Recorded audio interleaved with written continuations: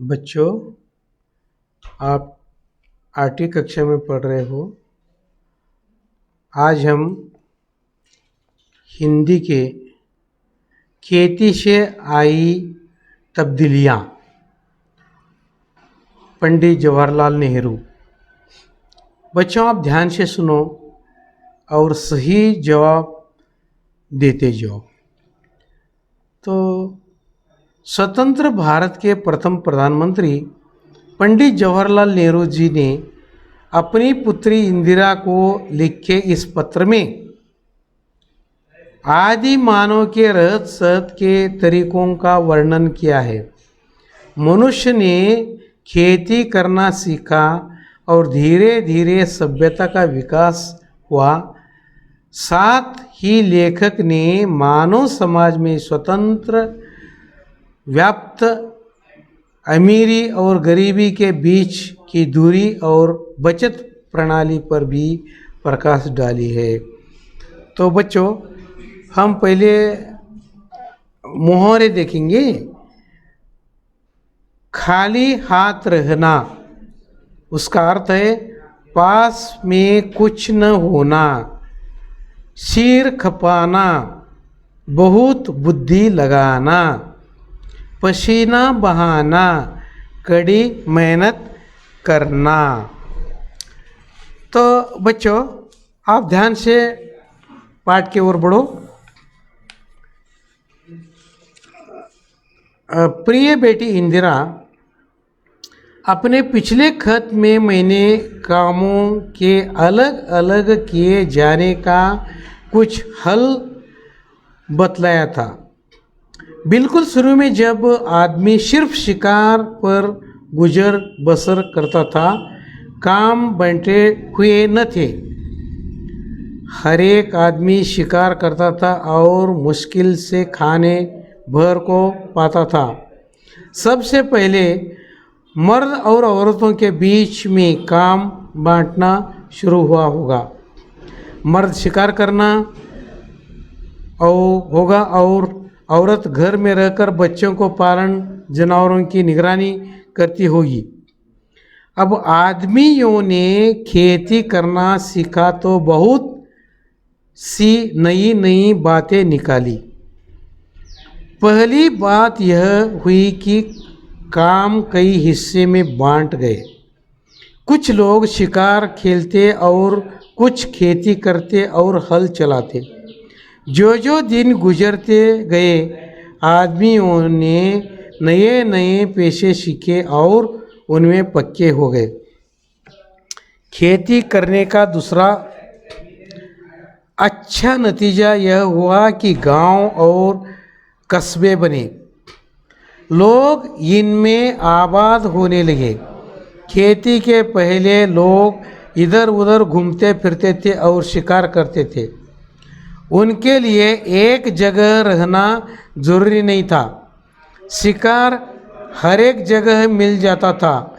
इसके सिवाय उन्हें गायों, बकरियों और अपने दूसरे जानवरों की वजह से इधर उधर घूमना पड़ता था। इन जानवरों के चराने के लिए चरागाहों की ज़रूरत थी। एक जगह कुछ दिनों तक चरने के बाद जमीन में जानवरों के लिए काफ़ी घास पैदा नहीं होती थी और सारी जाति को दूसरी जगह जाना पड़ता था। जब लोग को खेती करना आ गया तो उनका जमीन के पास रहना जरूरी हो गया। जमीन को जोत बोकर वे छोड़ नहीं सकते थे। उन्हें साल भर तक लगातार खेती का काम लगा ही रहता था और इस तरह गांव और शहर बन गए। दूसरी बड़ी बात जो खेती से पैदा हुए वह यह भी कि आदमी की ज़िंदगी ज़्यादा आराम से कटने लगी। खेती से ज़मीन में अनाज पैदा करना सारे दिन शिकार खेलने से कहीं ज़्यादा आसान था। इसके सिवाय ज़मीन में अनाज भी इतना पैदा होता था जितना वे एकदम खा नहीं सकते। इसे वे सुरक्षित रखते थे। एक और मजे की बात सुनो, जब आदमी निपट शिकारी था तो वह कुछ जमा न कर सकता था, या कर भी सकता था तो बहुत कम, किसी तरह पेट भर लेता था। उसके पास बैंक न थे जहां वह अपने रुपये व दूसरी चीज़ें रख सकता। उसे तो अपना पेट भरने के लिए रोज़ शिकार खेलना पड़ता था। खेती से उसे एक सफल में ज़रूरत से ज़्यादा मिल जाता था। अतिरिक्त खाने को वह जमा कर देता था। इस तरह लोगों ने अतिरिक्त अनाज जमा करना शुरू किया। लोगों के पास अतिरिक्त अनाज इसलिए हो जाता था कि वह उससे कुछ ज़्यादा मेहनत करते थे, जितना सिर्फ पेट भर के लिए ज़रूरी था। तुम्हें मालूम है कि आजकल बैंक खुले हुए हैं जहां लोग रुपए जमा करते हैं और चेक लिख कर निकाल सकते हैं। यह रुपया कहाँ से आता है? अगर तुम गौर करो तो तुम्हें मालूम होगा कि यह अतिरिक्त रुपया है, यानी ऐसा रुपया जिसे लोगों को एक बारगी खर्च करने की ज़रूरत नहीं है। इसे वे बैंक में रखते हैं। वही लोग मालदार हैं जिनके पास बहुत सा अतिरिक्त रुपया है, और जिनके पास कुछ नहीं वे गरीब है। आगे तुम्हें मालूम होगा कि यह अतिरिक्त रुपया आता कहाँ से है। इसका सबब यह नहीं है कि आदमी दूसरे से ज़्यादा काम करता है और ज़्यादा कमाता है, बल्कि आजकल जो आदमी बिल्कुल काम नहीं करता उसके पास तो बचत होती है, और जो पसीना बहाता है उसे खाली हाथ रहना पड़ता है।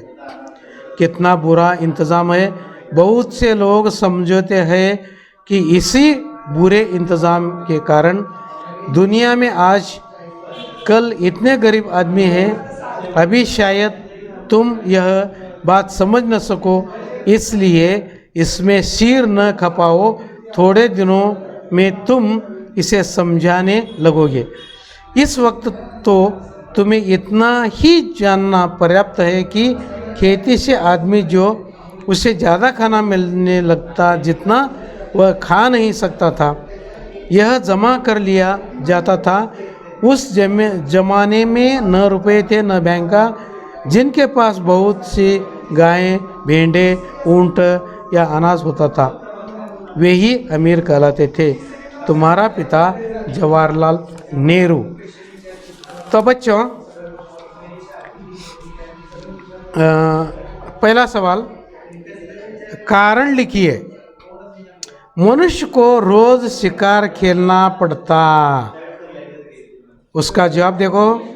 मनुष्य द्वारा खेती करने पर हुए लाभ काम कई हिस्सों में बांट गए। आदमियों ने नए नए पेशे सीखे, गांव और कस्बे बने, लोग गांव और कस्बे में आबाद होने लगे। दूसरा,